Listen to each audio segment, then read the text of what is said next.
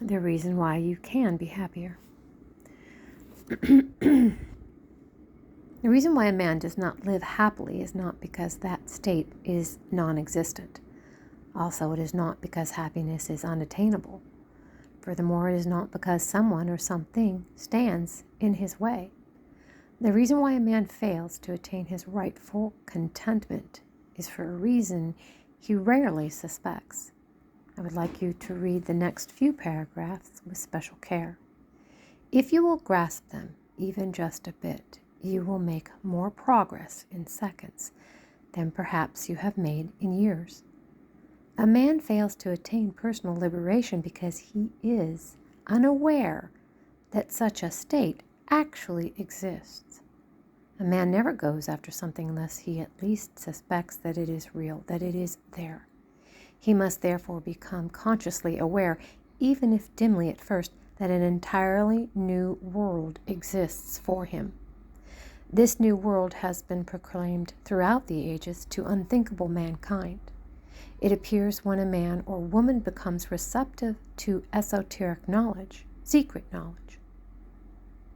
It is secret only because millions of unhappy people will not receive and do not understand it.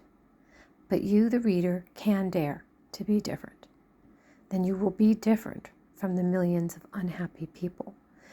You will know the truth that sets you free. You may be sure that we are not talking about anything remote or impractical. We are looking into a far superior way of life that you can find and enjoy today. Man's most tormenting and most carefully concealed fear is that there is no alternative road to the one which he now painfully endures. There is an alternative, and an utterly peaceful one, but he must express a rebellious sort of courage in order to find it. He must deliberately abandon his so-called securities and start down a new road, and as unfamiliar as it may be. By using the 4 golden keys provided later, he finally finds what he seeks. A new life of abundant cheer is found in one way, and one way only. All others lead to endless anxiety. It is found through an awareness of its existence. This is the entire secret. We must catch a glimpse of this fresh life for ourselves. We can start by remembering that it exists within, not without. We already possess this higher state, but we must become aware of our rich possession. This awareness will break through with increasing force as we dare to seek it beyond our present mental attitudes. What prevents us from being aware? Our own resistances. We're afraid that if we let go of our present beliefs, as useless as they are, that the unknown might be even worse. But we must dare, and then we find that the very thing we feared was our very liberty. Suppose you tell a man that just over the hill there's a grand castle ready for his occupancy. He will want to believe you, but he will be unable to do so. He has been fooled too many times by too many people. All his previous journeys have led to disappointment. He's not going to risk getting hurt again, so you really can't blame him for balking. Nevertheless, the castle actually exists, whether he ventures toward it or not. Claimed or not, it is always there, ready for him. Here we seem to have a major problem.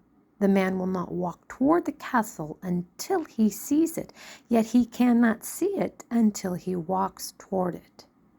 No problem. There is a way out, and any man can take it. You must take the first step. Mental picture 4.